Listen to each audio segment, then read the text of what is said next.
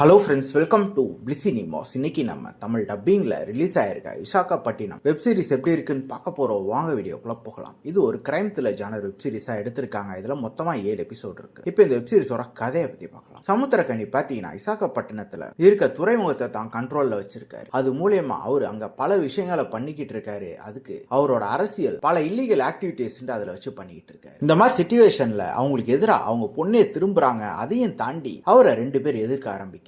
அவங்களாம் யாரு, இவர் மூலியமா அவங்க எப்படி பாதிக்கப்பட்டாங்க, கடைசியில இவங்க 3 பேர் ஒன்னு சேர்ந்து கடைசியில என்னதான் ஆச்சு அப்படின்றது தான் இந்த வெப் சீரிஸோட மொத்த கதையே. இப்போ இந்த வெப் சீரிஸோட பாசிட்டிவ் நைட் பத்தி பார்க்கலாம். பாசிட்டிவ் கண்டிப்பா இதுல நடிச்சிருக்க ஒவ்வொருத்தரோட பெர்ஃபார்மன்ஸை சொல்லலாம். எல்லாருமே ஒரு தரமான ஆக்டர்ஸ் பண்ணியிருக்காங்க. அது சமுத்திரக்கனியா இருக்கட்டும், ஐஸ்வர்யா ராஜேஷா இருக்கட்டும், இன்னும் பல பேர் பண்ணியிருக்காங்க. எல்லாருமே ஒரு சூப்பரான பெர்ஃபார்மன்ஸ் கொடுத்திருக்காங்க. இந்த வெப் சீரிஸை பார்த்தீங்கன்னா 1990 காலகட்டத்தில் நடக்கிற மாதிரி காமிச்சிருக்காங்க. அந்த டைம்ல இருந்த ஹார்பரா இருக்கட்டும், ஆர்ட் டிசைன் ஒர்க்கா இருக்கட்டும், எல்லாமே ரொம்ப சூப்பரா நம்ம கண் முன்னாடி காமிச்சிருக்காங்கன்னு சொல்லலாம். அதே மாதிரி இவங்க காமிச்சிருக்க அந்த அரசியல் சம்பந்தப்பட்ட காட்சிகளா இருக்கட்டும், ஃபேமிலி சம்பந்தப்பட்ட போர்ஷன்ஸா இருக்கட்டும், எல்லாமே ஓரளவு நீட்டா கொடுத்திருக்காங்க. படத்துல அங்கங்க வர ட்விஸ்ட் அண்ட் டர்ன்ஸ் ரொம்ப நீட்டாக ஒர்க் அவுட் ஆயிருக்குன்னு சொல்லலாம். டெக்னிக்கலியும் வெப் சீரிஸ் சவுண்டா இருக்கு எல்லா ஆஸ்பெக்ட்ஸ்லயும். இந்த வெப் சீரிஸோட நெகட்டிவ் பத்தி பாத்தீங்கன்னா, இது ஒரு கேங்ஸ்டர் வெப் சீரிஸ்ன்றது நமக்கு பார்க்கும்போதே தெரியுது. இருந்தாலும் அதுல இவங்க ஃபேமிலி பாண்டிங்லாம் பண்ணியிருக்கிறது ஒரு சில இடங்கள்ல நல்லா இருந்தாலும் ஒரு சில இடங்கள்ல நமக்கு கொஞ்சம் சலிப்பை தட்ட தான் செய்யுது. அது மட்டும் இல்லாம ப்ரிடிக்டபிளா இருக்க தான் செய்யுது. ஒரு சில போர்ஷன்ஸ் லேக் அடிக்கவும் தான் செய்யுது. மொத்தத்தில் என்கிட்ட கேட்டீங்கன்னா இது ஒரு one time watchable web series தான். வேணும்னா ட்ரை பண்ணி பாருங்க. இந்த வெப் சீரிஸ் நம்மளோட ரேட்டிங் நான் 10க்கு 6.5 மார்க் கொடுக்கலாம். இன்னொரு வீடியோவில் சந்திக்கலாம்.